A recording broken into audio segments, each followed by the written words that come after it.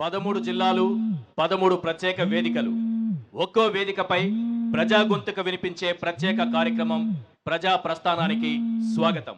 ఈ రోజు తిరుపతి వేదికగా యువశక్తి ఉద్యోగ విప్లవం అనే అంశంపై ప్రజా ప్రస్థానంలో చర్చించుకోబోతున్నాం. విజన్ ఉన్న నాయకుడు సీఎం అయితే ఏ రంగాన్నైనా ఎవరెస్ట్ అంత ఎత్తులో నిలబెట్టగలడు. దానికి the best example CM Jagan.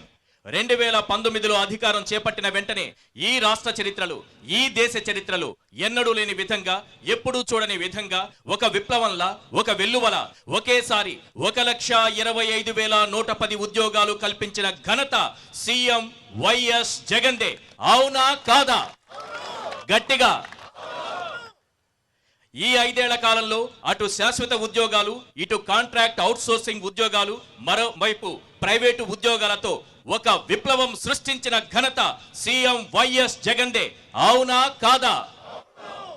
రాష్ట్ర విభజన నాటికి 1,50,000 ఖాళీలు ఉంటే 2014 నుంచి 2019 వరకు తన 5 ఏళ్ల పాలనలో చంద్రబాబు కల్పించిన ఉద్యోగాలు కేవలం 34,000. అవునా కాదా? తన కొడుక్కి మాత్రమే రాజకీయ ఉద్యోగం కల్పించిన చంద్రబాబు, ఆ చంద్రబాబు ఇచ్చే జీతంతో పత్రికలు నడిపే ఓ వర్గం మీడియా రాష్ట్రంలో ఒక్క ఉద్యోగము రాలేదని తప్పుడు ప్రచారం చేస్తున్నాయి. వారందరి చెంపా చెల్లుమనేలా ఈ 5 ఏళ్లలో ప్రభుత్వ ప్రైవేటు రంగంలో కలిపి 22 లక్షలకు పైగా ఉద్యోగాలు కల్పించింది జగన్ సర్కార్. తన విజన్తో సీఎం జగన్ ఉద్యోగాల విప్లవం సృష్టించారు. యువత భవితకు భరోసా కల్పించారు. అవునా కాదా? మళ్ళీ అడుగుతున్నా, తన విజన్తో సీఎం జగన్ ఉద్యోగాల విప్లవం సృష్టించారు, యువత భవితకు భరోసా కల్పించారు. చర్చించడానికి మేం సిద్ధం, మీరు సిద్ధమా? సిద్ధమా? ఏకకాలంలో 1,25,110 ఉద్యోగాలు ఇచ్చి దేశంలోనే సరికొత్త చరిత్ర సృష్టించిన సీఎంగా రికార్డులకెక్కారు. అవునా కాదా చర్చించడానికి మేం సిద్ధం, మీరు సిద్ధమా? పెట్టుబడుల ఆకర్షణలో ఏపీని దేశానికి ఆదర్శంగా నిలిపారు. అవునా కాదా చర్చించడానికి మేం సిద్ధం, మీరు సిద్ధమా? 2019 నుంచి ఈనాటి వరకు జగన్ కల్పించిన ఉద్యోగాలెన్ని లెక్కలతో సహా చెబుతాను. రాసుకోండి, రాసి పెట్టుకోండి. అసత్యమైతే ప్రశ్నించండి, మరీ అవసరం అనుకుంటే నిలదీయండి. రాష్ట్ర చరిత్రలో ఎన్నడూ లేని విధంగా ఒక్క దెబ్బతో వచ్చిన సచివాలయ ఉద్యోగాలు ఎన్నో తెలుసా? అక్షరాల 1,25,110.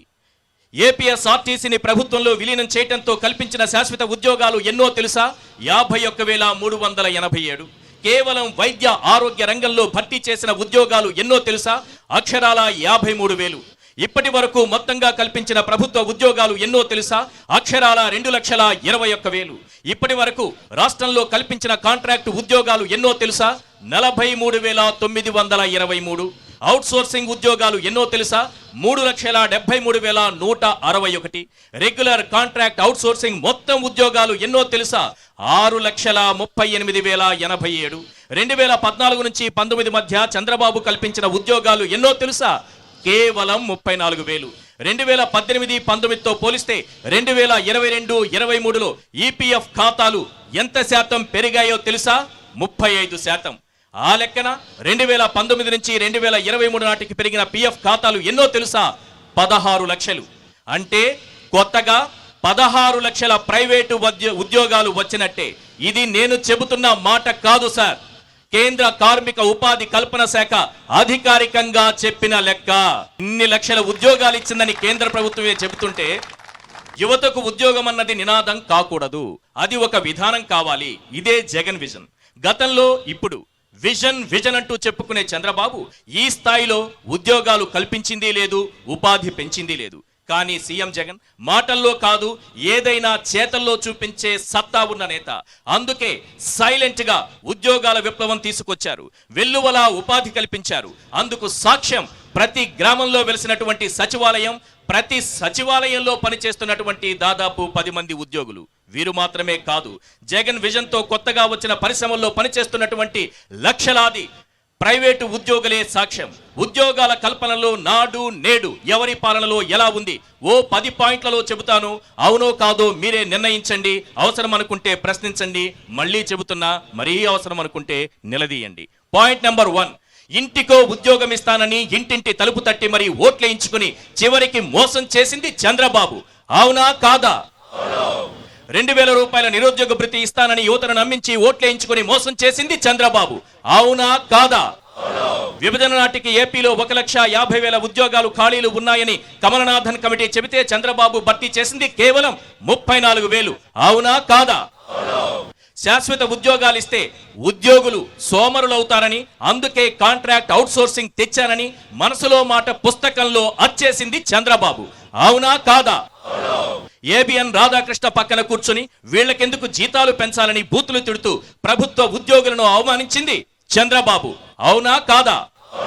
15,000 గ్రామ వార్డు సచివాలయాలు నిర్మించి 1,25,110 శాశ్వత ఉద్యోగాలు కల్పించిన ఘనత సీఎం వైఎస్ జగన్దే. అవునా కాదా? నష్టాల్లో కష్టాల్లో ఉన్న ఆర్టీసీని ప్రభుత్వంలో విలీనం చేసి 52,000 మందిని శాశ్వత ప్రభుత్వ ఉద్యోగులుగా మార్చిన ఘనత సీఎం వైఎస్ జగన్దే. అవునా కాదా? ప్రభుత్వ ఆసుపత్రుల్లో ఒక్క పోస్టు కూడా ఖాళీ లేకుండా జీరో వేకెన్సీ పాలసీ, బాగా వినాలిది, జీరో వేకెన్సీ పాలసీని తీసుకొచ్చి వైద్య శాఖలో 53,000 పోస్టులు భర్తీ చేసిన ఘనత వైఎస్ జగన్దే. అవునా కాదా? 5 ఏళ్లలో చంద్రబాబు తన కొడుక్కి రాజకీయ ఉద్యోగం కల్పిస్తే అదే 5 ఏళ్లలో 6,38,087 మంది యువతకు ఉద్యోగాలు కల్పించిన ఘనత సీఎం వైఎస్ జగన్దే. అవునా కాదా? 2022-23లో 7,65,000 కోట్ల పెట్టుబడుల్ని ఆకర్షించి దేశంలోనే ఏపీని టాప్ పొజిషన్ లో నిలిపిన ఘనత సీఎం వైఎస్ జగన్దే. అవునా కాదా? తన విజన్ తో సీఎం జగన్ ఉద్యోగాల విప్లవం సృష్టించారు, యువతకు భరోసా కల్పించారు. అవునా కాదా? ఏకకాలంలో సచివాలయంలో 1,25,100 ఉద్యోగాలు, 110 ఉద్యోగాలు ఇచ్చి దేశంలోనే సరికొత్త చరిత్ర సృష్టించిన సీఎంగా రికార్డులకెక్కారు. అవునా కాదా? పెట్టుబడుల ఆకర్షణలో ఏపీని దేశంగా ఆదర్శంగా నిలిపి 20 లక్షలకు పైగా ప్రైవేటు ఉద్యోగాలు కల్పించి రాష్ట్రంలో యువత భవితకు భరోసా కల్పించారు. అవునా కాదా అన్న అంశం పైన మనం ఈరోజు ప్రజా ప్రస్థానంలో చర్చించుకోబోతున్నాం. ఈ చర్చను ముందుగా ప్రారంభిస్తారు సీనియర్ జర్నలిస్ట్ కొమ్మినేని శ్రీనివాసరావు గారు. అందరికీ నమస్కారం.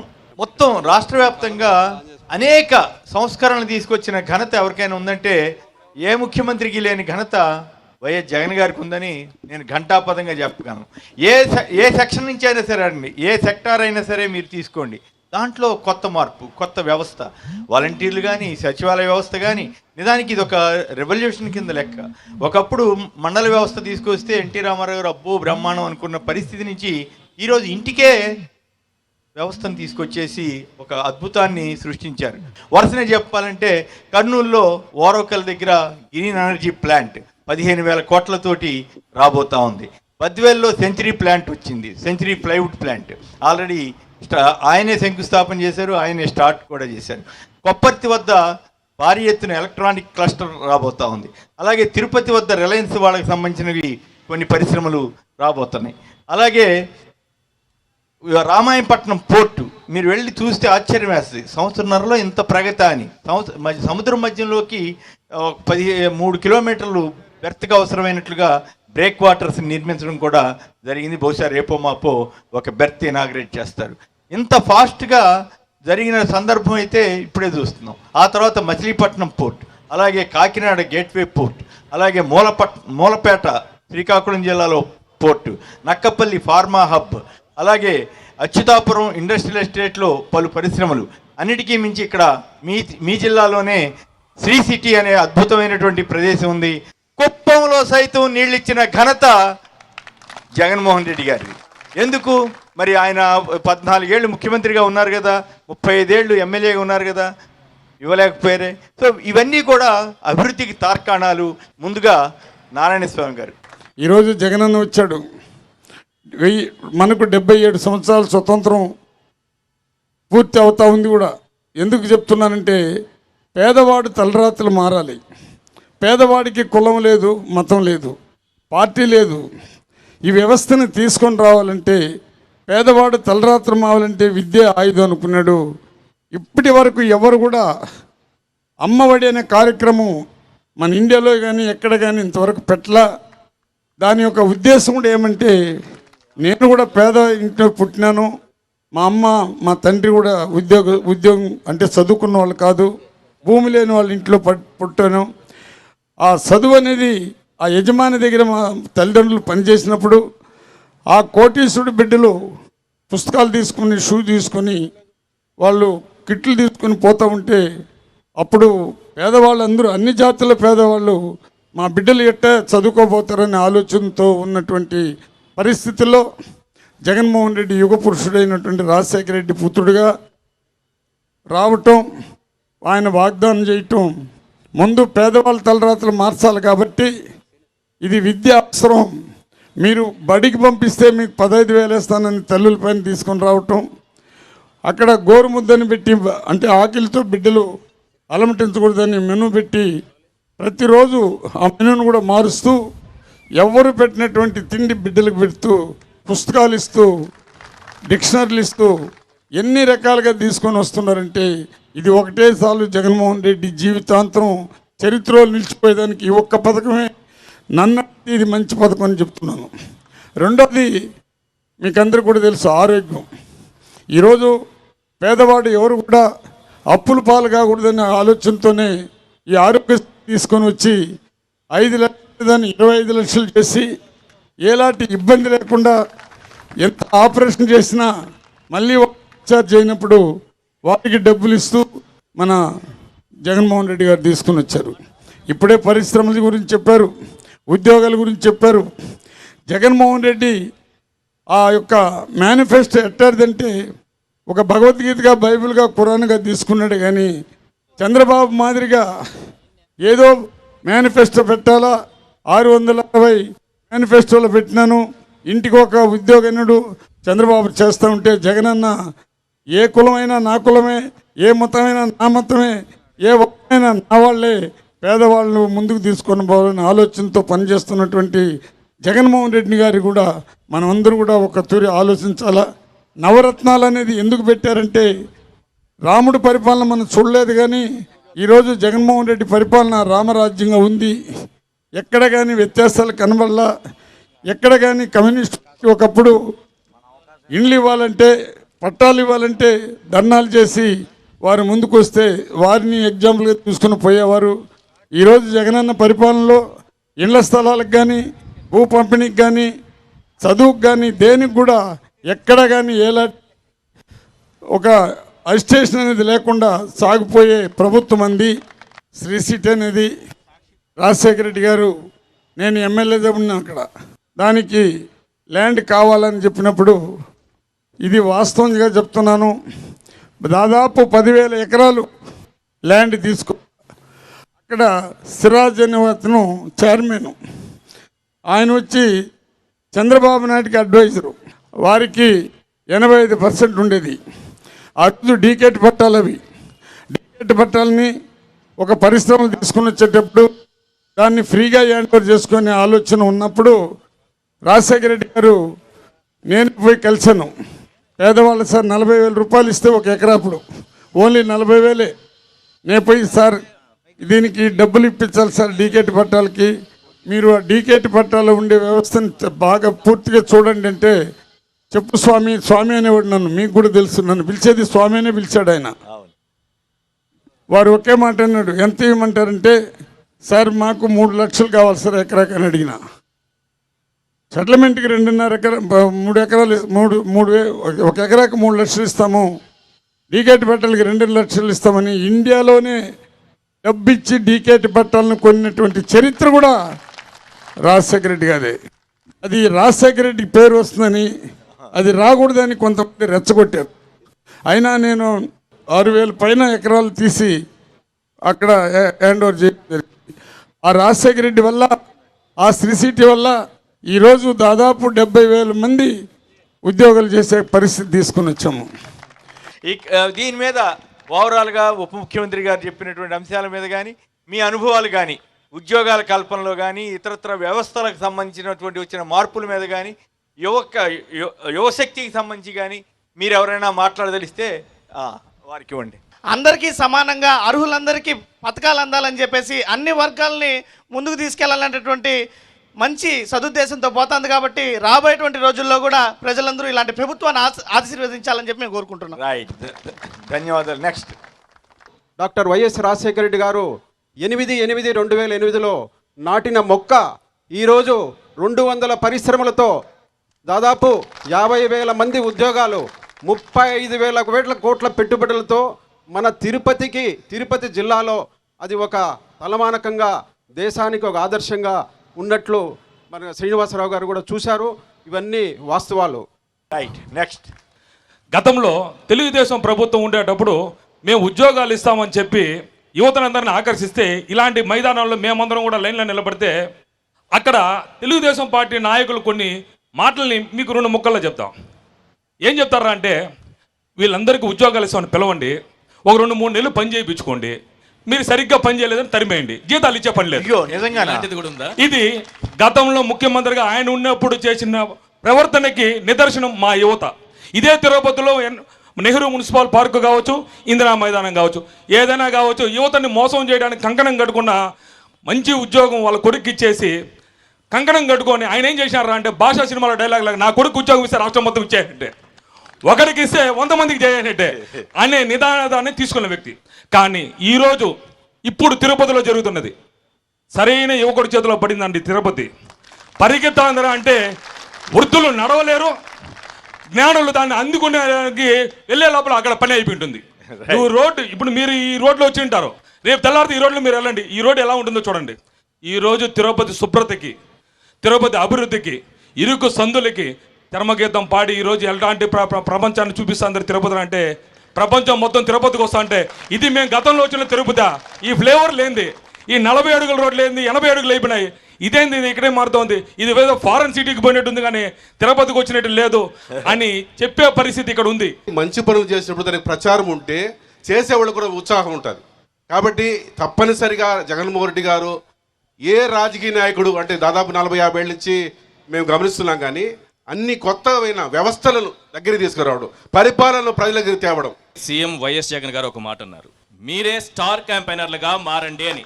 మారుతారా? తప్పనిసరిగా స్టార్ క్యాంపెయినర్లు అవుతారా?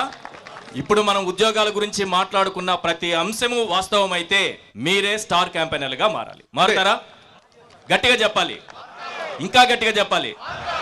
గౌరవ లోక్సభ సభ్యులు శ్రీ గురుమూర్తి గారు ఇక్కడికి దాదాపుగా 5.3 మిలియన్ ప్రజలు ప్రతి సంవత్సరం విజిట్ చేస్తారు. ఇక్కడ సరైనటువంటి ఇన్ఫ్రాస్ట్రక్చర్ లేక ఇబ్బందులు పడేవాళ్ళు. 2019లో వైఎస్ జగన్మోహన్ రెడ్డి గారు అధికారం చేపట్టిన తర్వాత మా స్థానిక శాసనసభ్యులు మా అన్న బోమన కరుణాకర్ రెడ్డి గారు ఎమ్మెల్యే అయిన తర్వాత ఆయన సారథ్యంలో మా సోదరుడు బోమన అవినయ్ రెడ్డి గారి ఒక యుద్ధ ప్రాతిపదికన అన్ని మాస్టర్ ప్లాన్ రోడ్స్ని అత్యంత వేగంగా పూర్తి చేయడం జరిగింది. అది మనందరం చూస్తున్నాం, దాని ఫలాలు అందరం ఎంజాయ్ చేస్తున్నాం. అలాగే ఎడ్యుకేషనల్ ఇన్స్టిట్యూషన్స్ ప్రకారం తీసుకొస్తే గౌరవ ముఖ్యమంత్రి వర్యులు ప్రత్యేకంగా యూనివర్సిటీస్ మీద శ్రద్ధ ఉంచి యూనివర్సిటీకి రావాల్సినటువంటి గ్రాంట్స్ కానివ్వండి, అంటే చరిత్రలో ఎప్పుడూ లేని విధంగా మొన్ననే మహిళా యూనివర్సిటీకి కూడా 100 కోట్లు గ్రాంట్ ఇవ్వడం జరిగింది, ఎస్వి యూనివర్సిటీకి ఇవ్వడం జరిగింది. అలాగే ఎస్వి యూనివర్సిటీలో యువతకి ఇప్పుడు నైలెట్ అనే ఒక సంస్థని ఏర్పాటు చేయించడం జరిగింది గౌరవ ముఖ్యమంత్రి వర్యులు. ఇది ఇండియాలో మొట్టమొదటి సెమీ కండక్టర్స్ ల్యాబ్కు సంబంధించినటువంటి స్కిల్ని మన తిరుపతిలో నేర్పించబోతున్నారు. ఒక సంవత్సరానికి 1000 నుంచి 5000 మంది వరకు ట్రైన్ చేయబోతున్నారు. ఇది ఈ జూన్ నుంచి స్టార్ట్ అవ్వచ్చు. ఆల్రెడీ దానికి సంబంధించి 10 కోట్ల రూపాయలు నిధులను కూడా విడుదల చేయడం జరిగింది. దీనిలో ఎక్కువ నైపుణ్యాన్ని కానీ సంపాదించినట్లయితే పిల్లలకి చాలా డిమాండ్ ఉన్నటువంటి కోర్సులనే అక్కడ ప్రవేశపెట్టడం జరుగుతూ ఉంది. అలాగే ఇన్ఫ్రాస్ట్రక్చర్ విషయానికి వస్తే దాదాపుగా తిరుపతి పార్లమెంటు సెగ్మెంట్కి సంబంధించి కనెక్టివిటీస్ తీసుకుంటే దాదాపుగా గౌరవ ముఖ్యమంత్రి వర్యుల యొక్క నేతృత్వంలో 742 కిలోమీటర్లని ఆల్మోస్ట్ 16,000 కోట్ల రూపాయల నిధులతో అభివృద్ధి చేయడానికి వేగంగా పనులు జరుగుతూ ఉన్నాయి. ఇట్లా చెప్పుకుంటూ పోతే అలాగే గౌరవ ముఖ్యమంత్రి వర్యులు శ్రీ వైఎస్ జగన్మోహన్ రెడ్డి గారి యొక్క నేతృత్వంలో అలాగే రైల్వే స్టేషన్ కావచ్చు 300 కోట్లతో ఆయన రిపీటెడ్ ఫాలోఅప్లో ఆయన యొక్క విజనరీ లీడర్షిప్లో అది శాంక్షన్ కావడం జరిగింది. దాదాపుగా తిరుపతి రైల్వే స్టేషన్కి 70,000 మంది ప్రతిరోజు ప్రయాణికులు వచ్చిపోతున్నారు. అందరికీ సౌకర్యంగా దాన్ని చేస్తున్నాం. అలాగే 1,70,000 మంది తిరుపతి బస్టాండ్కి ప్రయాణికులు వస్తున్నారు. వాళ్ళ సౌకర్యార్థం గౌరవ ముఖ్యమంత్రి వర్యులు గడ్కరీ గారికి మాట్లాడి ఒక 500 కోట్లు శాంక్షన్ చేసే కార్యక్రమం గౌరవ ముఖ్యమంత్రి వర్యులు చేశారు. ఇలా చెప్పుకుంటూ పోతే తిరుపతి పార్లమెంటు నియోజకవర్గం పుట్టినప్పటి నుంచి 2019 వరకు ఎన్ని నిధులైతే వచ్చాయో అంతకి 4 గింతల పైన గౌరవ ముఖ్యమంత్రి వర్యులు శ్రీ వైఎస్ జగన్మోహన్ రెడ్డి గారి నాయకత్వంలో ఈరోజు తిరుపతి పార్లమెంట్ నియోజకవర్గానికి నిధులు రావడం జరిగింది. మన జగనన్న వచ్చిన తర్వాతే యూనివర్సిటీలలో ఒక చైతన్యం అనేది వచ్చింది. ఎందుకంటే ఎడెక్స్ అనేటువంటి కోర్సును మనం తీసుకొని వచ్చేసి ప్రపంచ దేశాలలో ఉన్నటువంటి ప్రఖ్యాతమైనటువంటి కేంబ్రిడ్జ్ యూనివర్సిటీ కావచ్చు, అలాంటి ఎన్నో యూనివర్సిటీలలో వాళ్ళతో డైరెక్ట్గా ఉండి ఒక యాడ్ కోర్సు మనము చదువుతున్నాము. అంటే ఇప్పుడు ఇటీవల ప్రవేశపెట్టారు, ఎడెక్స్తో ఒప్పందం చేసుకోవడం జరిగింది. ప్రపంచ దేశాల్లో ఉన్నటువంటి యూనివర్సిటీలలో మనం నేరుగా వారితో ఇక్కడ ఉన్నటువంటి ఇక్కడ ఎస్వి యూనివర్సిటీలో కావచ్చు ఇతర యూనివర్సిటీలో ఉండి అక్కడ కోర్సును మనం చేయొచ్చు. దానికి క్రెడిట్స్ కూడా ఇస్తున్నారు. అదేవిధంగా బైజూస్తో ఒప్పందం చేసుకోవడం జరిగింది. అదేవిధంగా స్కిల్ డెవలప్మెంట్ కోసము వాల్యూ యాడెడ్ కోర్సులను ఇక్కడ మన యూనివర్సిటీలో ప్రవేశపెట్టడం జరిగింది. అదేవిధంగా స్కిల్ డెవలప్మెంట్ అనేటువంటి వాటి కోసము ఉన్నతమైనటువంటి ఒక అవకాశాలు వచ్చే విధంగా ఉద్యోగ అవకాశాలు పొందే విధంగా కొన్ని కొత్త కోర్సులను ప్రవేశపెట్టినటువంటి ఘనత మన జగన్మోహన్ రెడ్డి గారిదే అనేసి గట్టిగా చెప్పవచ్చు. Right, next. ఎస్వి యూనివర్సిటీ ఉన్నతమైన పేరు ప్రఖ్యాతిగాంచిన ఈ ఎస్వి యూనివర్సిటీ ఈరోజు ఇంజనీరింగ్ కావచ్చు, పీజీ కావచ్చు, అనేక కోర్సుల్లో సంవత్సరానికి దగ్గర 5-6 వేల మంది విద్యార్థులు బయట వెళ్తున్నారు. వాళ్ళందరికీ కూడా ఈరోజు యూనివర్సిటీలోనే సపరేట్గా వాళ్ళందరికీ కూడా సివిల్ సర్వీస్ కానీ స్కిల్ డెవలప్మెంట్ కోర్సులు కానీ అనేకమైన ఒక ప్రకృతిలో అన్నీ కూడా వీళ్ళకి సంబంధించి విద్యార్థులకి ఏదైతే డెవలప్మెంట్కి కావాల్సిన సదుపాయాలను కల్పించి ఈరోజు విద్యార్థులందరికీ కూడా ఎక్కడికి వెళ్ళినా కూడా మా యూనివర్సిటీలో అత్యున్నతమైన యూనివర్సిటీలోనే ఈరోజు వేలాది మంది జాబు ప్లేస్మెంట్ కొట్టుకొని ఈరోజు అనేక కంపెనీల్లో ఉన్నారని కూడా నేను గర్వంగా చెప్తున్నాను.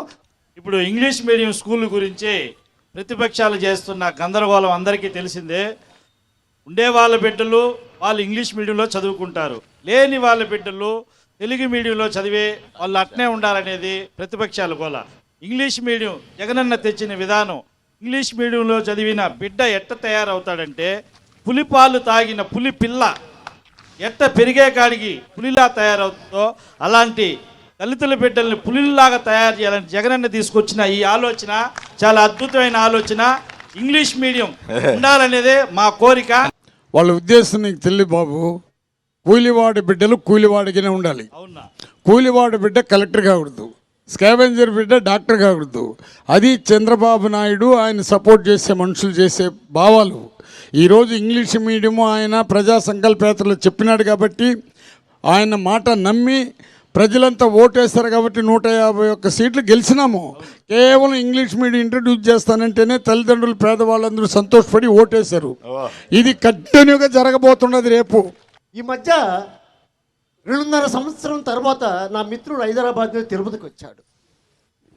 తిరుపతి ఊరు బయట నుంచే అసలు నేను తిరుపతికి వస్తున్నానా లేక ఏ మహానగరానికి వెళ్తున్నానా, పొరపాటున ఈ బస్సు ఎక్కానా అన్న ఆలోచనతో కాస్త తడబాటు చెంది కొద్ది నిమిషాల తర్వాత ఆహా ఇది మన తిరుపతి, ఇదే ఆ 7 కొండల కింద ఉన్న మన తిరుపతి, అంత గొప్ప మార్పు వచ్చింది తిరుపతికి అనే దానికి నిదర్శనం. రైట్, అమ్మ మాట్లాడండి. మహాత్మా గాంధీ గారు కనిన కలలు ఎప్పుడైతే గ్రామ స్వరాజ్యం ఎప్పుడైతే బాగుపడుతుందో అప్పుడు మన రాష్ట్రం కానీ దేశం కానీ బాగుపడుతుందని ఆ రోజు గాంధీ మహాత్ముడు కలలు కనిన రాజ్యం ఈరోజు మన జగనన్న రాజ్యంలో వచ్చిందని చెప్పి ప్రతి ఒక్కరు కూడా భావిస్తున్నాము. ఈరోజు వాలంటీర్లు ఎనలేని సేవ చేస్తూ ఇంటింటికి వెళ్ళి అమ్మ మీరు తెల్లారితో లేచి మీ కష్టమేమి నష్టమేమి అని చెప్పి ప్రతి 50 ఏళ్ళకి వాలంటీర్లు కరెక్ట్గా డ్యూటీ చేస్తున్నారు. జగనన్న తీసుకున్నటువంటి పిల్లలకి ఎడ్యుకేషను ఇంగ్లీష్ మీడియం కావాలనే దాంట్లో జగనన్న ఒక అడుగు ముందుకేస్తే మా అభినయ్ రెడ్డి గారు తిరుపతిలో లెఫ్ట్ రైట్ హ్యాండ్తో కూడా రైటింగ్ నేర్పించినటువంటి ఘనత. ఏంటి లెఫ్ట్ హ్యాండ్ రైటింగ్ ఏంటి అంకుల్? నేను 2 చేతులతో రాయగలుగుతాను అంకుల్. అది 2 చేతులతో ఆయన రాయగలుగుతాను రాసేది కాకుండా సార్, మా అభినయ్ రెడ్డి రాసేది కాకుండా ప్రతి ఒక్క గవర్నమెంట్ స్కూల్లో అది నేర్పించారు సార్. జగన్ గారి మాటల్లో నాకు బాగా నచ్చింది, దీపం వెలిగించారంటే అది మొత్తము వెలుగుని చిమ్మిస్తుంది అని ఒక ఆ విషయాన్ని బాగా ప్రజల్లోకి కూడా ఆయన తీసుకెళ్లారు. ఇప్పుడు చూస్తే నాడు నేడు కింద గవర్నమెంట్ స్కూల్స్ అన్నిటినీ ఆయన బాగా కన్స్ట్రక్షన్ కంప్లీట్ చేశారు. దాని తర్వాత ప్రైవేట్ స్కూళ్ళల్లో చదువుకునే పిల్లలందరూ కూడా వాళ్ళ తల్లిదండ్రులు ఈ అమ్మఒడి పథకం కింద కానీ ఈ నాడు నేడు స్కీమ్ కింద కానీ స్కూళ్ళకి ఈ గవర్నమెంట్ స్కూళ్ళకి బదిలీ చేయించారు. ఇలా తిరుపతిలో కూడా చాలామంది ప్రైవేట్ స్కూల్స్ నుంచి గవర్నమెంట్ స్కూల్స్కి అడ్మిషన్స్ తీసుకున్నారు. అదే కాకుండా వాళ్ళకి అడ్వాన్స్డ్ టెక్నాలజీతో అంటే ట్యాబుల్ గ్యాడ్జెట్స్ ఇప్పించడం కానీ మంచి శిక్షణ ఇప్పించడం కానీ ఇలాంటి సంస్కరణ వల్ల పిల్లలు చదువుల మీద మంచి గ్రిప్ తెచ్చుకుంటున్నారు. సంపద అని చెప్పిన తొలి ముఖ్యమంత్రి ఈయనే విద్యార్థులకి చిన్నపిల్లల నుంచి వాళ్ళకి చదువు పైన దృష్టి పెట్టి వాళ్ళకి మంచి చదువుని అందిస్తున్నారు. మేధావుల ఫోరం కన్వీనర్ వారు మాట్లాడతారు. విజనరీ లీడర్షిప్ చేసే ప్రయత్నాలు, ఉపాధి అవకాశాలు అన్నామా, అభివృద్ధికి ఉపాధి అవకాశాలకి వ్యత్యాసం ఏం లేదు. ఈ ప్రయత్నాలు చూసినప్పుడు డాక్టర్ రాజశేఖర రెడ్డి గారు ఎగ్జాంపుల్, వైఎస్ జగన్మోహన్ రెడ్డి గారు 2 చెప్పాలనుకుంటున్నాను. డాక్టర్ రాజశేఖర రెడ్డి గారు ముఖ్యమంత్రి అయిన తర్వాత ప్రపంచవ్యాప్తంగా వచ్చిన ఒక ప్రత్యేక మార్పు స్పెషల్ ఎకనామిక్ జోన్స్ ఎస్ఈజెడ్స్. డాక్టర్ మన్మోహన్ సింగ్ గారు ఆనాడు ప్రధానమంత్రిగా దేశవ్యాప్తంగా ఎస్ఈజెడ్లని ప్రారంభించినప్పుడు దేశం ఏ రాష్ట్ర ముఖ్యమంత్రి కూడా ఆ సాహసం చేయడానికి నిరాకరించారు. ఎందుకంటే భూములు తీసుకోవడం పెద్ద సమస్యగా ఉంటుంది కాబట్టి. హయ్యెస్ట్ ఎకనామిక్ జోన్లని తీసుకొచ్చిన ఆంధ్రప్రదేశ్లో రాజశేఖర రెడ్డి గారు. ఆ రోజు అన్ని పార్టీలు తీవ్రంగా వ్యతిరేకించాయి, ఎందుకంటే భూములు తీసుకోవడం తప్పు అని చెప్పి. అందులో ఒకటి శ్రీ సిటీ ఈరోజు ఆసియా ఖండంలోనే highest successful SEZ. Doctor Rajasekhara Reddy గారు ఆ రోజు తీసుకొచ్చిన పునాదేశారు, ప్రారంభించారు. తెలుగుదేశం పార్టీ అధికారంలో చంద్రబాబు ఉన్నప్పుడు కూడా 2-3 కంపెనీలు వచ్చాయి, అవి కూడా శ్రీ సిటీ పక్కనే వచ్చాయి. అంటే ఒక విజనరీతో ఒక వ్యవస్థను సృష్టిస్తే కానీ అది క్రమేణా అల్లుకుంటుందనడానికి ఒక ఎగ్జాంపుల్ శ్రీ సిటీ. అక్కడే అది ఒక ఉపాధి కేంద్రంగా వస్తూ ఉంది. ఆయన రాజకీయ వారసుడిగా అధికారంలోకి వచ్చిన జగన్మోహన్ రెడ్డి గారు కొప్పర్తిని, వాస్తవానికి రాజశేఖర రెడ్డి గారు కొప్పర్తిని స్టార్ట్ చేశారు, ఆయన చనిపోయారు. కానీ ఇప్పుడు కొప్పర్తి రాయలసీమలో ఇంకొక అవకాశంగా మారుతూ ఉంది. ఖచ్చితంగా కొప్పర్తి అనేది మరొక ఎస్సీజెడ్గా మంచి రూపకల్పన జరుగుతుంది. అదొక ఎగ్జాంపుల్గా చూడాలి. అంటే విజనరీ లీడర్షిప్ అంటే ఏ కంపెనీలు పెడుతున్నారు, ఏ కంపెనీతో మాట్లాడుతున్నారు, అమెరికాకి ఎన్నిసార్లు పోయారు, దావోస్కి ఎన్నిసార్లు పోయారు కాదు ప్రధానం. మనం ఒక వ్యవస్థను సృష్టిస్తే అవే మనకి ఇక్కడికి రావాలి. రాజశేఖర రెడ్డి గారు ఏమి విదేశాలకు పెద్ద పరిగెత్తలేదు, కానీ శ్రీ సిటీకి ఇన్ని 100,000 పరిశ్రమలు వచ్చాయంటే, 50,000 కోట్లు పెట్టుబడులు వచ్చాయంటే ఒక్కసారిగా రాజశేఖర రెడ్డి గారు పోయి రాలేదు. కారణం ఏంటంటే శ్రీ సిటీ ఒక వ్యవస్థను సృష్టించాడు కాబట్టి అక్కడే బరీత్ వచ్చాయి. విజనరీ లీడర్షిప్కి అదొక ఉదాహరణగా చూడాలి. రెండోది, రాజశేఖర రెడ్డి గారు జలయజ్ఞం పేరుతో రూపొందించిన ప్రాజెక్టులు అప్పుడు అందరూ వ్యతిరేకించారు. 50 ప్రాజెక్టులు ఒకేసారి స్టార్ట్ చేస్తే ఏంటి పరిస్థితి అని. ఆ రోజు రాజశేఖర రెడ్డి గారు అన్న మాట ఈరోజు రుజువు అవుతుంది.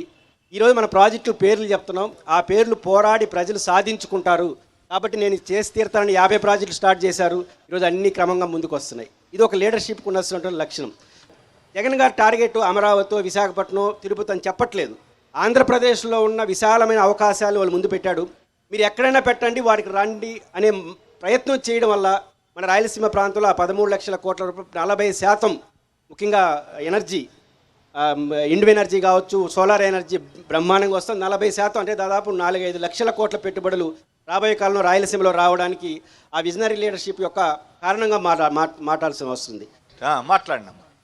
ఇక ఉద్యోగ విప్లవంకి వస్తే ఒక యువకుడు నాయకుడైతే ఒక ఆకలితో ఉన్న వాళ్ళకే ఆ అన్నం విలువ తెలుస్తుంది అని, ఒక యువకుడికే తెలుస్తుంది ఒక ఉద్యోగం విలువ, దాని అవసరం అనేది ఏంటి అనేది. ఒక యువ నాయకుడు మనకి సీఎంగా ఉండబట్టి ఈరోజు మనకి ఈ ఉద్యోగ విప్లవం అనేది రావడం జరిగింది. అన్న ఇంతకుముందు చెప్పారు సెజ్ గురించి, స్పెషల్ ఎకనామిక్ జోన్స్ గురించి. ఒక ఉద్యోగాలు ఇప్పించేసి సరిపోతుంది అనేసి మనం ఒక 10 ఉద్యోగాలు క్రియేట్ చేసి వాళ్ళకు ఒక 10 మంది అబ్బాయిలకి ఇచ్చేసామనుకోండి, అక్కడితో ఆ 10 మంది ఫ్యామిలీస్ మాత్రమే బాగుపడతాయి, ఆ 10 మందికే ఉద్యోగ అవకాశం వస్తుంది. కానీ ఇక్కడ మనం ఏం చేస్తున్నామంటే మనం ఎంఎస్ఎంఈ టీమ్స్ని ప్రోత్సహిస్తున్నారు మన జగన్మోహన్ రెడ్డి గారు. ఆ పారిశ్రామిక విప్లవం అనేది తీసుకురావడం వల్ల మన ఉద్యోగాలు అనేటివి ఇవ్వడం జరగడం లేదు, ఉద్యోగాలు అనేవి క్రియేట్ చేయడం జరుగుతుంది. ఒక పరిశ్రమని స్థాపిస్తే ఒక వ్యక్తి అట్లీస్ట్ ఒక 10 మంది కన్నా ఉద్యోగ అవకాశం అనేది కల్పించడం జరుగుతుంది. ఆ విధంగా కూడా మనం ఉద్యోగ అవకాశాలకి ప్రోత్సాహకాలు ఇప్పిస్తున్నాం ఎంఎస్ఎంఈ స్కీమ్స్ ద్వారా. నేను ఇక్కడ కేజీ టు పిహెచ్డి ఇక్కడే చేశానండి. అంత అవకాశం తిరుపతిలో ఉంది. సో తిరుపతి కూడా ఐటీ హబ్ వచ్చిందంటే మేమందరం కూడా ఎంతో సంతోషిస్తామండి. గౌరవ ముఖ్యమంత్రి వర్యులు ఇదే ఆలోచనతో 1 వైజాగ్, 2 తిరుపతిలో పెట్టాలని, 2000 ఎకరాల్లో ఐటీ కాన్సెప్ట్ పెట్టాలని పాలసీగా తీసుకొని ఫేజ్ 1 కింద 500 ఎకరాల్లో పెట్టాలని ల్యాండ్ కూడా ఐడెంటిఫై చేయడం జరిగింది తిరుపతిలో. ఎంఎస్ఎంఈకి సంబంధించిన ఆఫీస్కి ఎక్కడ అప్లై చేసుకోవాలంటే ఒకటి హైదరాబాద్ పోవాలి, లేదంటే వైజాగ్ పోవాలి. అలాంటి ఇబ్బంది లేకుండా గౌరవ ముఖ్యమంత్రి వర్యులు మన తిరుపతిలోనే ఎంఎస్ఎంఈ ఆఫీస్ పెట్టేస్తున్నారు. ఆల్రెడీ టీం కూడా విజిట్ చేసిపోయింది. ఎయిర్పోర్ట్ దగ్గర ఉన్నటువంటి ఏపీఐఏసి బిల్డింగ్స్ దగ్గర అది ఎస్టాబ్లిష్ చేస్తున్నారు. మాట్లాడండి. జగనన్న పాదయాత్రలో బోమన కరుణాకర్ రెడ్డి గారి సౌజన్యంతో సన్నిధి గొల్ల అప్పటి వరకు కూడా ఉద్యోగంగా చంద్రబాబు నాయుడు ఆ భగవంతుడే మాకు వరంగా ఇచ్చినటువంటి సన్నిధి గొల్లను ఉద్యోగం చేస్తూ ఉద్యోగంగా చిత్రీకరించి ఉద్యోగస్తుడిగా చూశాడు సార్ మమ్మల్ని. బోమన కరుణాకర్ రెడ్డి గారు పాదయాత్రలో జగనన్నని నాయుడుపేట దగ్గర కలిసి మీరు ఒక రిప్రజెంటేషన్ ఇవ్వండి అన్న ఇస్తే, తరువాత మన ప్రభుత్వం వచ్చిన 6 నెలలకే మీకు మళ్ళా కూడా సన్నిధి గొల్లని మీకు వంశపారంపర్య హక్కుగా ఇస్తానని ఆ మాట నిలబెట్టుకున్నటువంటి గొప్ప నాయకుడు జగన్మోహన్ రెడ్డి గారు సార్. ఇక సామంచి శ్రీనివాస్ గారు మాట్లాడారు. ఏదైనా సమాజం లేక దేశం అక్కడ ఆ ప్రాంతం అభివృద్ధి చెందాలంటే ముఖ్యంగా ఉద్యోగము, ఉపాధి, తమ సొంత కాళ్ళపైన ఆ ప్రాంతంలో ఉన్నటువంటి వాళ్ళను నిలబడే విధంగా, వాళ్ళ కుటుంబాన్ని పోషించే విధంగా ఆ దిశగా ఆలోచన చేసేటువంటి ప్రయత్నం ఏదైతే ఉందో అది ఖచ్చితంగా అవసరమవుతుంది. ఉద్యోగ, ఉపాధి అవకాశాలు ప్రత్యక్షంగా మరియు పరోక్షంగా కల్పిస్తుంది ఎవరంటే కేంద్రంలోని భారతీయ జనతా పార్టీ నరేంద్ర మోడీ గారి యొక్క ప్రభుత్వం. సొంతంగా చిన్నపాటి పరిశ్రమలు పెట్టుకొని ఆర్థికంగా నిలబడాలి అనేటువంటి అవసరం, ఆశ కూడా ఉంటుంది. దానికోసమని ప్రధానమంత్రి నరేంద్ర మోడీ గారు ముద్ర అనేటువంటి ఒక ఆలోచనతో ముద్ర యోజన అనేటువంటి ఒక స్కీమ్ తీసుకురావడం జరిగింది. అదేవిధంగా విశ్వకర్మ యోజన పేరుతోటి ఇవాళ 18 రకాల చేతి పనులు, హస్తకళలు, చేతి పనులు, కుమ్మరి, కమ్మరి, వడ్రంగి, గీత ఇలాంటి పనులు చేసుకునే వాళ్ళందరూ కూడా 18 రకాల విశ్వకర్మ యోజన. ఇది నేను ప్రచారం కోసం కాదు, తద్వారా అనేక మంది లబ్ధిదారులు ఈ రకంగా ప్రయోజనం పొందుతారనేటువంటి ఉద్దేశంతో చెప్తున్నా, కానీ ఇది ప్రచారం కోసం కాదు. 2019 నుంచి 23 వరకు అవి 64 లక్షలకు పెరిగాయి. అంటే 16 లక్షల ఉద్యోగాలు ఇచ్చారని కేంద్ర ప్రభుత్వం, కేంద్ర కార్మిక ఉపాధి కల్పనా శాఖ ఈరోజు ఒక నివేదికను విడుదల చేసింది. ఈ రాష్ట్రంలో ప్రైవేటు ఉద్యోగాలు పిఎఫ్ ఖాతాలున్నవే 16 లక్షలు వచ్చాయి ఈ గవర్నమెంట్ వచ్చిన తర్వాత. ఇది కేంద్ర ప్రభుత్వమే చెప్పింది. శ్రీనివాస్ గారు ఉద్యోగాలు వచ్చినాయని ఒప్పుకున్నారు, అన్ని పరిశ్రమలు వచ్చినాయని చెబుతున్నారు. అవన్నీ కూడా కాకపోతే మోడీ గారి అకౌంట్లో వేయాలని ఆయన ప్రయత్నం చేస్తారు. తప్పేం కదా, ఆయన ప్రయత్నం ఆయన చేస్తారు. 2014లో కూడా మోడీ గారు ప్రధానమంత్రిగా ఉన్నారు. పొత్తులో భాగంగా ఇక్కడ గవర్నమెంట్ను కూడా ఆయన రన్ చేస్తూ ఉన్నారు. 2014 నుంచి 2019 వరకు ఉద్యోగ అవకాశాలు లేవు, ఉపాధి లేదు. అప్పుడు చేయలేని మోడీ గారు ఇప్పుడు 2019 నుంచి ఇప్పుడు జరుగుతున్న సంక్షేమ పథకాలు, సంక్షేమాన్ని కానీ ఇప్పుడు ఆయన లేబుల్ వేసుకోవాలని ప్రయత్నిస్తున్నారా? ఒకటే ఆన్సర్ అండి. మస్తానమ్మ గారు. ముఖ్యంగా శ్రీనివాస్ గారితో మొదలు పెడతాను, ఎందుకంటే ప్రజా ప్రస్థానంలో యువత గురించి మనం మాట్లాడాలి కాబట్టి. సార్ ఎన్నో చేశామని చెప్పుకుంటున్నాం, మీరు ఇంకొకటి కూడా చేయండి సార్. 2014-19లో ఢిల్లీకి ఇంటర్వ్యూకి వెళ్ళాం, నేను సంధ్య. వెళ్ళినప్పుడు యూనివర్సిటీ గ్రాంట్ కమిషన్ ఆధ్వర్యంలో మేమిద్దరము ఉమెన్ పీడిఎఫ్లుగా, పోస్ట్ డాక్టర్ ఫెలోషిప్లుగా పరిశోధనలు చేయడానికి 5 సంవత్సరాల ఫెలోషిప్ కేంద్ర ప్రభుత్వం ఇచ్చింది. మళ్ళీ మాలాంటి ఎంతో మంది అప్లై చేద్దామంటే ఆ ఫెలోషిప్లు అన్నీ కూడా మూతపడ్డాయి. వాటిని పునరుద్ధరించే పనులన్నీ మీరు చేయమని మేము ఈ సభా వేదికగా మిమ్మల్ని కోరుతున్నాం. భారతదేశ చరిత్రలో గ్రామ స్వరాజ్యాన్ని, గాంధీజీ కలలు కన్న గ్రామ స్వరాజ్యాన్ని మళ్ళీ కోరుకున్న ఏకైక ముఖ్యమంత్రి జగన్మోహన్ రెడ్డి గారు. ఆయన అడుగుజాడల్లో నడుస్తూ మొట్టమొదటిసారిగా సచివాలయ వ్యవస్థలో 1,25,120 ఉద్యోగాలను భారతదేశ చరిత్రలో ఏ రాష్ట్రాలు కూడా ఇవ్వలేదు. ఇది ఎవరైనా అంగీకరించవలసిందే. ఒకేసారి 1,25,000 ఉద్యోగాలను ఎవరు ఇవ్వలేదు. 2014లో యూనివర్సిటీలలో ఉద్యోగాలకు నియామకాలకు నోటిఫికేషన్ వచ్చింది. 2018లో కూడా వచ్చింది. 14-18లో నోటిఫికేషన్స్ వచ్చినప్పుడు ఒకే ముఖ్యమంత్రి ఉన్నారు. అంటే నిరుద్యోగుల నుంచి యూనివర్సిటీ అప్లికేషన్ల రూపంలో ఒక్కొక్కరి దగ్గర ఒక్కొక్క అప్లికేషన్కు వేరుగా 1,000 రూపాయలు పైగా తీసుకున్నారు. 1,000 రూపాయలు పైగా తీసుకున్నారు. ఒక్కొక్కరు అలా రిజర్వేషన్ పాయింట్ ద్వారా 20 ఉద్యోగాలకు అప్లికేషన్ చేశారు సార్. అలా ఒక్కొక్క యూనివర్సిటీకి టోటల్ రాష్ట్రంలో ఉన్న 14 యూనివర్సిటీలకి ఒక్కొక్కరు 20,000 కట్టారు. 14లోను 18లోను. నిరుద్యోగ భృతి రాష్ట్ర ప్రభుత్వం నిరుద్యోగులకు ఇస్తుందని చెప్పిన ఆ టైంలో ఎవరికి నిరుద్యోగ భృతి ఇచ్చారు నోటిఫికేషన్స్ ద్వారా అన్నది ఈ రోజుకి తేలని చర్చ. ముఖ్యంగా వైఎస్ఆర్ ముద్ర, వైఎస్ఆర్ కుటుంబాలు నిజంగా విద్యార్థులకు, యువతకు ఏం చేశాయి అంటే స్కాలర్షిప్లు, ఫీజు రీయింబర్స్మెంట్లు ఇవి చేసి ఈరోజు ప్రతి రైతు బిడ్డను ఒక ఇంజనీర్ను, ఒక సైంటిస్ట్ను, ఒక డాక్టర్ను చేసినటువంటి ఘనత వాళ్ళదే. నాయి బ్రాహ్మణులుగా ఉండి అందరికీ కూడా క్షవరం చేస్తూ ఉన్న సందర్భంలో ఎవరైనా ఇంటికాడికి వస్తే ఏరా రంగయ్య రారా షాపుకి వెళ్దాం అంటారంట. అదే వాళ్ళ కొడుకు రాజశేఖర రెడ్డి గారు ఫీజు రీయింబర్స్మెంట్ ద్వారా చదువుకొని ఒక ఇంజనీర్ అయ్యి ఒక ఇంజనీరింగ్ కాలేజీలో అసిస్టెంట్ ప్రొఫెసర్గా పనిచేస్తున్నప్పుడు అదే తండ్రి ఇంటి ముందర కూర్చున్నప్పుడు ఒక పిల్లవాడు వచ్చి సారున్నారా రంగయ్య గారు అని అడిగాడంట. అది మా జీవితాలను మార్చిన వైఎస్ఆర్ ముద్ర అని అన్నారు. పురోగామి దిశగా ఎన్ని గృహ సముదాయాలను, ఎన్ని అమ్మఒడి విద్యా దీవెనలను, ఎన్ని ఆసరాలను, ఎన్నెన్నో భరోసాలను ప్రజాకోటికి అంకితం చేసిన మొనగాడు జగనన్నేనని సీమాంధ్ర ఉప్పొంగిపోతూ ఉన్నది. ఎస్సీ, ఎస్టీ, బీసీ, మైనారిటీ వర్గాలలో ఏ ఒక్క రంగంలోనో కాదండి, అన్ని రంగాలలో ప్రతి ఒక్క వర్గానికి, అవ్వాతాత కానించి, యువత కానించి, మహిళ కానించి, ఇలా విద్యార్థి కానించి ప్రతి ఒక్కరే సర్వతోముఖాభివృద్ధికి పాటుతడుపున్న ప్రభుత్వానికి మేమందరము కూడా అండగా ఉంటామని సంక్షేమ సారథిగా నమస్కారం తెలియజేస్తున్నాను. అభినయ్ రెడ్డి గారు మాట్లాడతారు. జగన్మోహన్ రెడ్డి గారిని ఒక రాజకీయ నాయకుడి కన్నా కూడా సంఘ సంస్కర్తగా మనమందరం కూడా చూడాల్సినటువంటి అవసరం ఉంది. దేశంలో ఎక్కడా లేని విధంగా ప్రభుత్వ పరిపాలన తీరుని విప్లవాత్మకంగా మార్చేసి వాలంటీర్ వ్యవస్థను, సచివాలయ వ్యవస్థను తీసుకువచ్చి మధ్యవర్తి అనేటటువంటి వాడు ప్రభుత్వానికి ప్రజలకు మధ్యన లేకుండా చేసి నేరుగా సంక్షేమాన్ని ప్రజలకే అందిస్తున్నటువంటి గొప్ప నాయకుడు జగన్మోహన్ రెడ్డి గారు. ఆయన కేవలం ఈ వ్యవస్థల ద్వారా రాష్ట్రంలో కల్పించినటువంటి ఉద్యోగాల సంఖ్య 3,85,977. వైద్యానికి, విద్యకు ఆయన ఇస్తున్నటువంటి కేటాయింపులు ఎంత? 1980 దశకంలో భారతదేశపు బడ్జెట్లో, కేంద్ర ప్రభుత్వ బడ్జెట్లో 30% పైగా వైద్యానికి, విద్యకి ఖర్చు చేసేటటువంటి వాళ్ళు. దాన్ని క్రమేపీ ఓటు బ్యాంకు రాజకీయాల కారణంగా తగ్గిస్తూ వచ్చేశారు. ఇప్పటి కేంద్ర ప్రభుత్వంతో పోలిస్తే రాష్ట్ర ప్రభుత్వం ఈ రెండిటికి ఇచ్చేటటువంటి కేటాయింపులు చాలా ఎక్కువ అన్న విషయాన్ని మనం గుర్తించాలి. వైద్య ఆరోగ్య వ్యవస్థలో 53,466 ఉద్యోగాలు ఇటీవల 5 ఏళ్ల కాలంలో కల్పింపబడ్డాయి.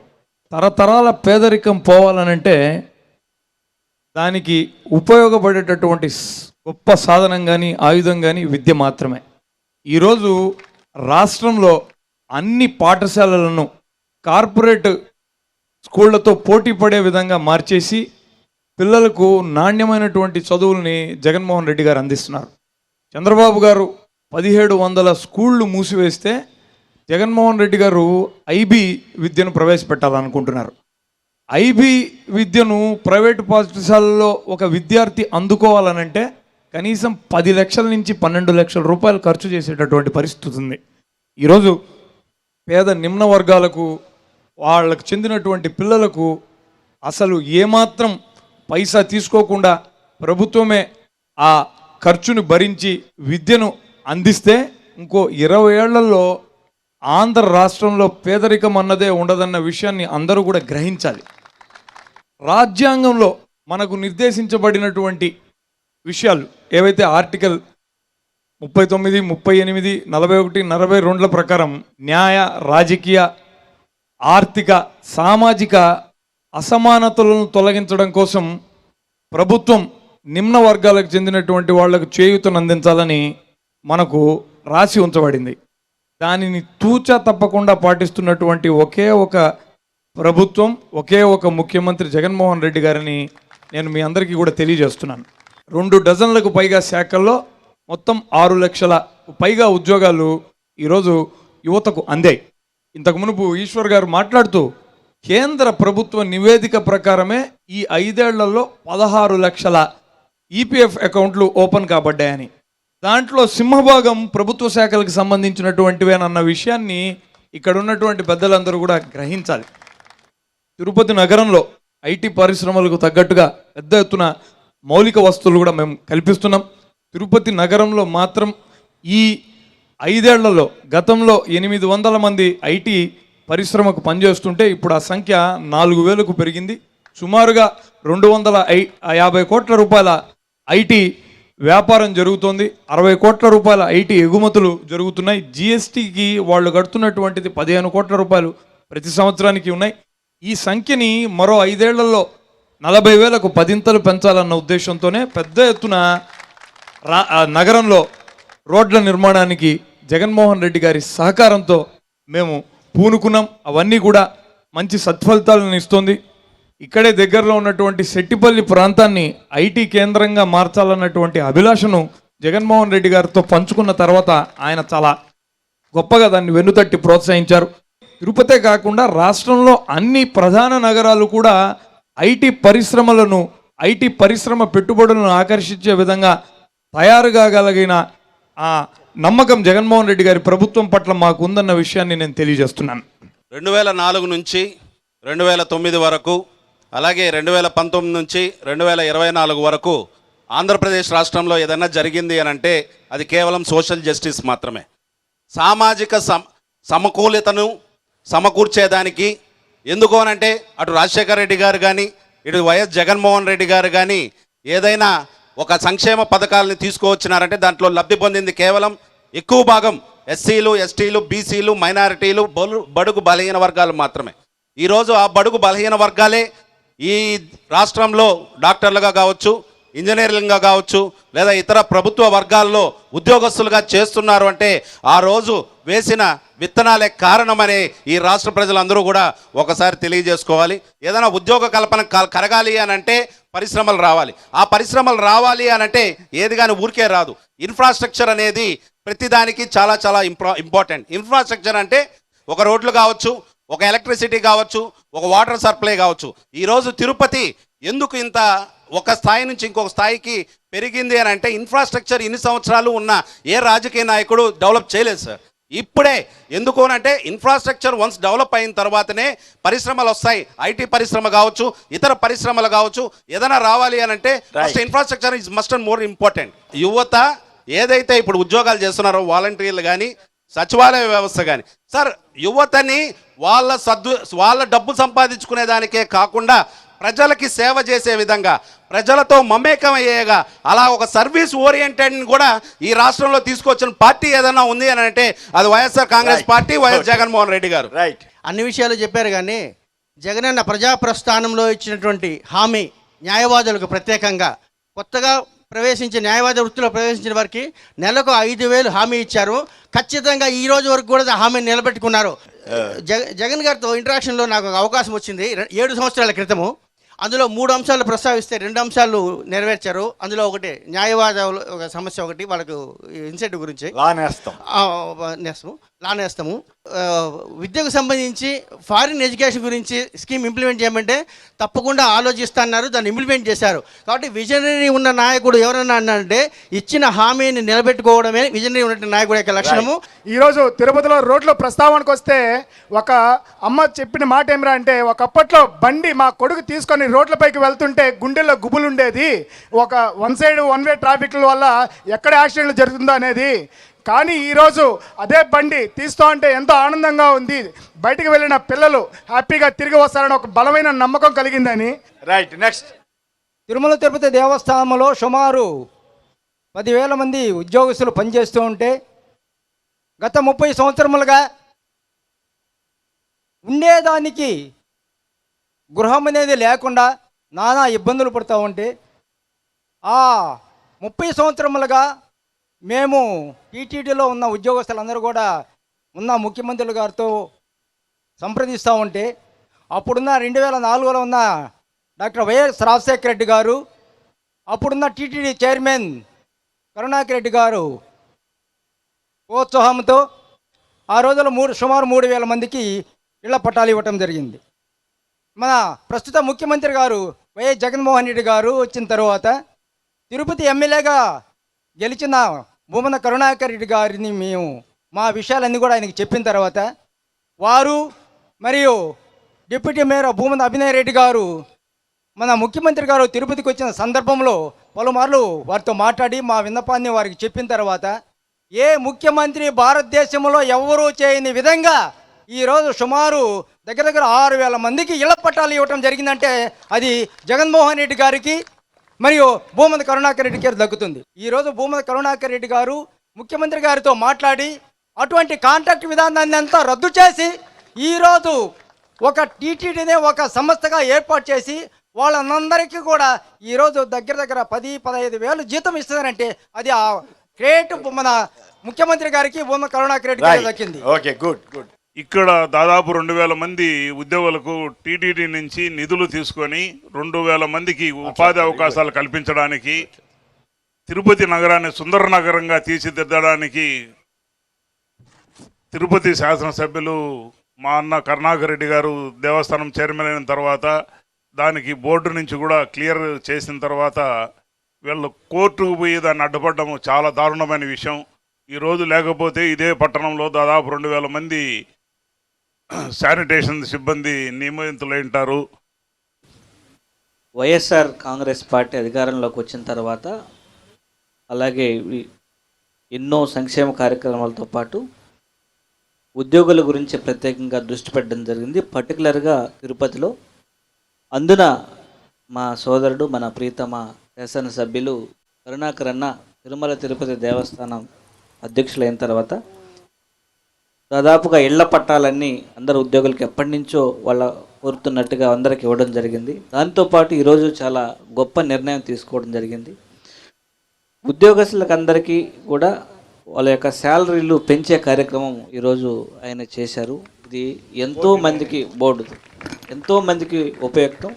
At the same time Tirupati అభివృద్ధిలో అది కీలక భూమిక పోషిస్తుంది. ఎందుకంటే వాళ్ళ కొనుగోలు శక్తి ఇంకా పెరుగుతుంది కాబట్టి తిరుపతి ఇంకా మరింత అభివృద్ధి నగరంగా తీర్చిదిద్దబడ్డానికి అది ఎంతగానో ఉపయుక్తంగా ఉంటుంది.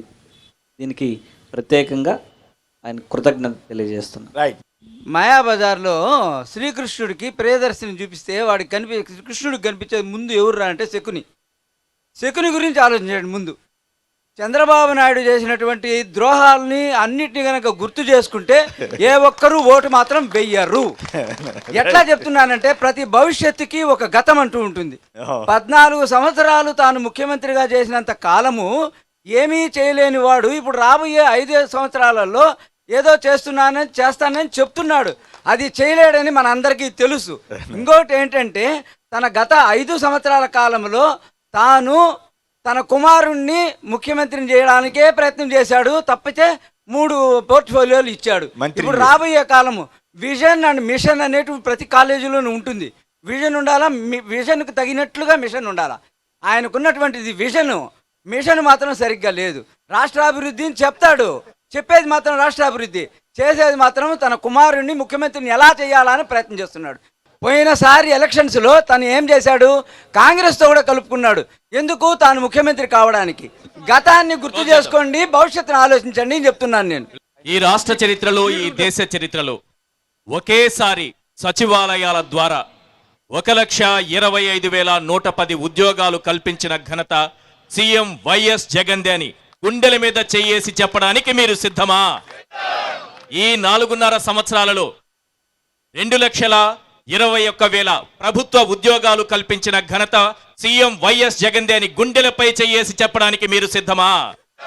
ప్రభుత్వ, ప్రైవేటు, కాంట్రాక్ట్, అవుట్సోర్సింగ్ ఉద్యోగాలు అన్నీ కలిపి 6,38,000 ఉద్యోగాలు కల్పించిన ఘనత సీఎం వైఎస్ జగన్దే అని గుండెలపై చెయ్యేసి చెప్పడానికి మీరు సిద్ధమా? అన్నిటికీ సిద్ధమంటున్న మీరు ఈ విషయాలు ప్రతి ఒక్కరికి చేరవేయడానికి స్టార్ క్యాంపెయినర్లుగా మారడానికి సిద్ధమా? గట్టిగా ఇంకోసారి. ఇది తిరుపతి వేదికగా యువశక్తి ఉద్యోగ విప్లవం అనేటటువంటి అంశాన్ని మనం ప్రజా ప్రస్థానం కార్యక్రమంలో చర్చించుకున్నాం. రేపు మరో జిల్లాలో మరో ప్రత్యేక వేదిక పైన మళ్ళీ కలుద్దాం.